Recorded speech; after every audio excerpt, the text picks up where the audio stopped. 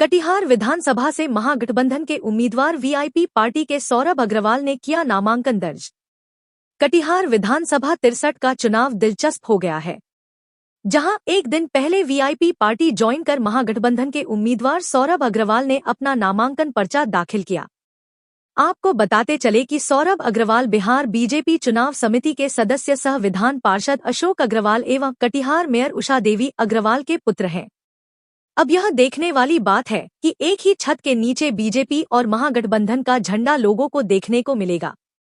जहां पूर्व में विधान पार्षद अशोक अग्रवाल ने कहा कि वह पार्टी धर्म निभाते हुए एनडीए का प्रचार करेंगे, वहीं कटिहार मेयर उषा देवी अग्रवाल ने बीजेपी से इस्तीफा देने की बात भी कही और खुलकर अपने पुत्र सौरभ अग्रवाल के प्रचार में जुट गई है। सौरभ अग्रवाल के नामांकन के अवसर पर कटिहार मेयर उषा देवी अग्रवाल मुख्य रूप से मौजूद रही।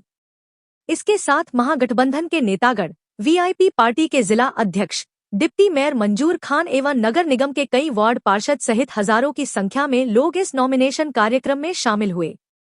नॉमिनेशन के बाद किन मुद्दों पर सौरभ अग्रवाल चुनाव लड़ेंगे और क्या कमियां हैं कटिहार में, इसके बारे में क्या कुछ कह रहे हैं सौरभ अग्रवाल, देखिए इस रिपोर्ट में। सौरभ अग्रवाल जिंदाबाद, जिंदाबाद विधायक कैसा हो, सौरभ अग्रवाल जिंदाबाद, जिंदाबाद जिंदाबाद, महागठबंधन जिंदाबाद, जिंदाबाद।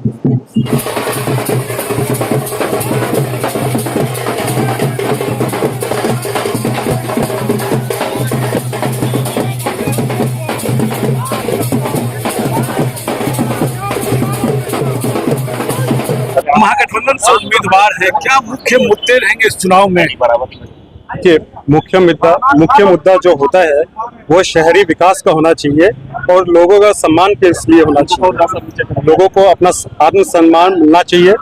जो सब लोगों का जो अपना निजी काम होता है, उनके जो काम नहीं होते हैं वो काम होते रहने चाहिए और शहर का विकास होना चाहिए। लोगों को एक स्वच्छ वातावरण में रहने के लिए मिलना चाहिए। जी, आपके पिता जो है वो बीजेपी में है और आप महागठबंधन से उम्मीदवार हैं। कितना कष्टमयी होगा ये यात्रा आपके लिए, खास करके? समझा नहीं। आपके पिता बीजेपी में है, भारतीय जनता पार्टी में है और महागठबंधन के उम्मीदवार हैं। कितना कष्टमयी होगा ये चुनाव आपके लिए? क्या पिता का सपोर्ट आपको मिलेगा? देखिए, उनका आशीर्वाद हमेशा रहता है साथ में और हमेशा रहते रहेगा।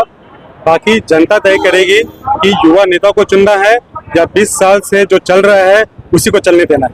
मैं बस जनता के सामने अपने हाथ रख रहा हूँ, अपने मुद्दों को रखूंगा और जनता से विनती करूंगा कि युवा चेहरा को मौका दिया जाए और आगे नए पीढ़ी को आगे बढ़ाया जाए। नया काम, नए दौर में रही है। माता धर्म का तो आपने सही पालन किया है।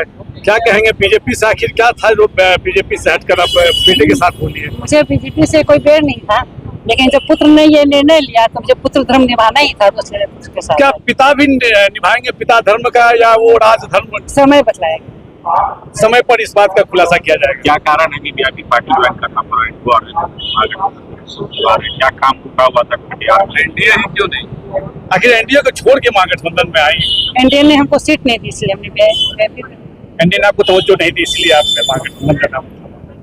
क्या पार्टी ज्वाइन कर लिया आपने? ज्वाइन कर दिया बीजेपी से? नहीं, मैंने मेयर का इलेक्शन लड़ा था तभी बीजेपी के सिंबल पर नहीं लड़ा था, तो रिजाइन का तो कोई बात ही नहीं। बीजेपी के आप सक्रिय सदस्य? पूरा परिवार तो बीजेपी है, आप सक्रिय सदस्य भी है बीजेपी का, आपने रसीद भी कटवाया है। अगर बोला जाएगा तो रिजाइन कर। पहली बार कटिहार में वीआईपी को अवसर मिला है, किस तरह से? ये पहली बार नहीं है, ये दूसरी बार है। 2020 में बलरामपुर से वीआईपी पार्टी लड़ी हुई थी। कटिहार शहर की बात करें, कटिहार शहर में पहली बार है। किस तरह से, क्या रणनीति का, क्या? देखिए, रणनीति हमारा ये है कि कटिहार का विकास अच्छा हो, बिहार का विकास अच्छा हो, इसलिए परिवर्तन की बहुत जरूरी है। 20 साल का कार्यकाल आपने देखा, कटिहार की जनता ने देख रहा है और आने वाले समय में परिवर्तन करके कटिहार का भी विकास होगा और हमारी सरकार बनेगी तो बिहार में अच्छे खासे विकास भी होगा। हमारा नाम हुआ प्रकाश कुमार सिंह, वीआईपी पार्टी जिला अध्यक्ष कटिहार।